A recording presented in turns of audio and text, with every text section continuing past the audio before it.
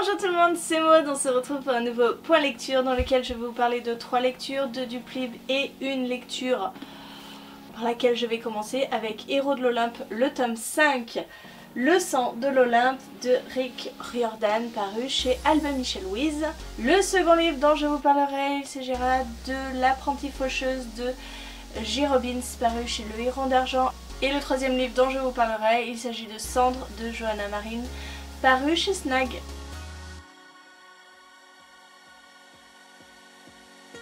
Allez, on commence avec cette lecture commune que j'ai fait avec Sandrine. Comme pour toute la saga, c'est le 5e tome, c'est le dernier, c'est la conclusion de cette saga qui mélange mythologie grecque et mythologie romaine, puisque les dieux sont déchirés entre leurs deux parts, que ce soit la part grecque de la part romaine. Percy et ses amis vont essayer de contenir Gaïa qui cherche à s'éveiller. Et voilà, c'est la conclusion. J'ai jamais été trop emballée dans cette saga. J'ai beaucoup aimé le tome 2, mais les autres m'ont toujours laissé un goût de...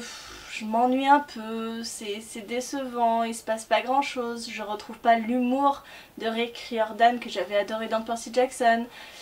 Et ben ce tome 5 c'est un peu pareil, même si j'ai pas trouvé vraiment d'ennui parce que je me suis pas ennuyée, non clairement ça va très vite, le rythme est très bon. Il y a beaucoup moins d'action que dans le tome 5 de Percy Jackson, parce que le tome 5 de Percy Jackson c'est de la bombe, c'est bataille sur bataille, c'est une énorme bataille finale, ça ne s'arrête jamais. Et là, bah là c'est plutôt, on est en attente de la bataille finale, on sait pas quand est-ce qu'elle va arriver, et quand elle arrive ça fait un petit peu flop, hein, ça va très vite, on s'attend à ce qu'il se passe certaines choses, elles arrivent. Donc voilà, pas forcément plus emballée. J'ai terminé cette saga mais elle ne me restera pas en mémoire parce que je me suis pas du tout attachée aux personnages. Je les ai pas forcément aimés. Il y a bien que Percy et Nico qui restaient un petit peu sur le lot, et encore même Percy il était complètement effacé. Mais Nico s'est bien détaché du lot et c'est le personnage que j'ai préféré dans cette saga, ce qui est un peu dommage parce qu'il n'est pas du tout un des personnages principaux à la base. Voilà, hein, que vous dire, ça. Et je continuerai sûrement sur Apollon, je crois qu'il y a Apollon après. Mais on verra, pour l'instant j'ai pas les livres en ma possession. Une saga terminée pour cette année. Je vous parle ensuite de lecture du Plib avec L'apprentie faucheuse. C'était mal parti pour moi ce livre, si vous voulez, j'avais un gros a priori de me dire que encore une énième histoire avec une faucheuse, encore une énième histoire où il va y avoir une sorte d'histoire d'amour, quelque chose comme ça. Bon, j'étais pas plus emballée que ça. Après, il était dans la sélection du Plib, donc je me suis dit, allez, je me lance. La maison d'édition nous l'a fourni en e-book. Voilà, on y va. Alors, le premier chapitre ne m'a pas détrompée sur mes a priori, parce que j'ai trouvé, comment dire, j'ai trouvé pas assez descriptif. Il y avait beaucoup de dialogues, je me suis dit, oula, on est dans quoi exactement? Et j'ai été agréablement surprise parce que au final j'ai beaucoup aimé ce livre et je l'ai trouvé original par rapport à tout ce que j'avais lu sur les faucheuses. On y suit Amelia Pratt qui va mourir et qui va se retrouver investie d'une mission. Elle va devenir faucheuse.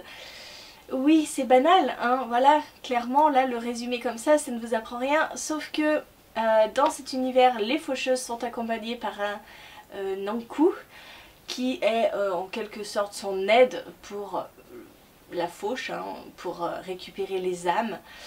Et cet Ankou, eh ben, elle doit le choisir parmi des humains, et bien sûr elle va choisir son tueur. Oui, voilà. Donc, imaginez-vous travailler avec quelqu'un qui vous a tué, et cette personne est complètement esclave de vous, hein. Voilà, vous pouvez lui faire ce que vous voulez, vous pouvez le tuer, le réanimer, le torturer, faire ce que vous voulez. Donc Amelia va s'en donner à cœur joie, hein, clairement. J'ai trouvé que c'était une lecture très addictive, très sympa parce qu'il y a beaucoup d'humour, hein, tout ça avec cette relation haine-amour entre Amelia et son tueur. L'univers proposé, l'univers des faucheuses est plutôt sympa, hein, finalement plutôt original. On a des règles à suivre, des règles qu'il faut respecter. On a des ennemis qui va surgir. Bref, c'était vraiment Vraiment une très bonne lecture, hein. Clairement je ne pensais pas du tout vous dire ça en commençant ma lecture, mais c'est pour ça que les a priori sont là pour être démontés. Et j'avais beaucoup d'a priori sur cette lecture et je suis contente de les avoir toutes balayées. C'était vraiment très sympa, mais clairement ce premier tome ne se termine pas, hein. On nous arrête en plein milieu de l'action et vas-y que c'est frustrant à fond, hein, clairement. Donc c'est un peu ce que je reproche parce que on aurait pu faire une petite fin, hein, et puis se dire ah ça donne quand même envie de lire la suite. Là c'est brut de pomme, hein, quoi, c'est direct, c'est fini et puis bah t'attendras le tome 2. Donc voilà, c'est un petit peu le petit bémol. Sinon les personnages je les ai beaucoup aimés. Amelia qui est la Red Death et badass à souhait, j'aime bien. Et puis son Nankou, voilà, c'est plutôt pas mal. Les personnages secondaires sont aussi très attachants. Donc voilà, je vous l'ai dit, une très bonne lecture et je suis très contente d'avoir surmonté mes a priori pour découvrir cette lecture. Et deuxième livre que je vous propose dans le cadre du Plib, il s'agit de Cendre. Là c'est un peu pareil, si vous voulez, de Johanna Marin. J'avais essayé de lire l'année dernière Astronomie. Je n'avais pas du tout été emballée par le style. Voilà, j'avais arrêté ma lecture très tôt dans l'e-book. Là je m'étais dit allez, on n'entend que des bons avis, on est dans une sorte de Londres un petit peu steampunk, avec des usines qui crachent, énormément de pollution, de cendres. Nous sommes dans une histoire avec un tueur un peu à la Jack l'Éventreur. Allez, je me suis lancée dedans et je dois bien avouer que une semaine après, j'ai très peu de souvenirs de cette lecture. J'ai pas passé un mauvais moment, mais j'ai trouvé tout très peu développé. Tout très à la surface. Au niveau du caractère des personnages, c'était pas assez approfondi pour moi. C'était même limite contradictoire dans leur psychologie. Je sais pas, c'était pas assez développé, même l'univers était pas assez développé. Il aurait fallu plus de pages, il aurait fallu plus de descriptions, plus... J'ai pas réussi à vraiment me mettre dedans.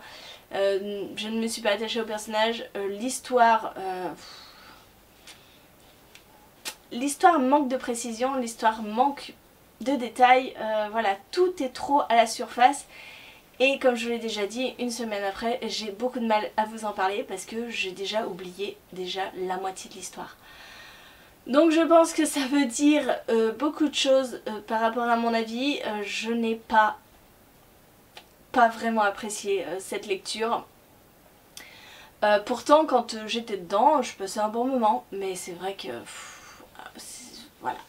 Pour toutes les raisons que je vous ai déjà évoquées, je vais arrêter d'enfoncer le clou. Pour moi ça l'a pas fait, peut-être que pour d'autres ça le fera. C'est comme d'habitude, hein, chacun son avis, chacun ses impressions de lecture. Et je ne désespère pas de trouver mes 5 finalistes parmi cette belle sélection. J'en ai déjà 3 en tête, hein, qui sont dans les 5. On verra qui se rajoute pour les 2 places qui restent. Mais voilà, ce ne sera pas Cendre. L'apprentie faucheuse peut-être, on verra bien en fonction des autres lectures. En attendant, j'ai terminé cette vidéo. Je vous ai parlé de ces 3 livres que j'ai réussi à lire cette semaine.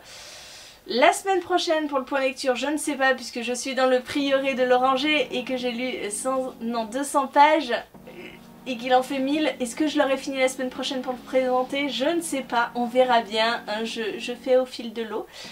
J'espère que la vidéo vous a plu, n'hésitez pas à me dire en commentaire si vous avez lu un de ces livres, ce que vous en avez pensé. Et moi en attendant je vous fais des gros bisous, je vous souhaite une très bonne journée, de très bonne lecture, je vous dis à très bientôt pour une nouvelle vidéo. Et si vous entendez un froissement constant durant cette vidéo, c'est Julia qui s'amuse avec du papier bulle. Voilà. Bonne journée Miss Papier Bulle.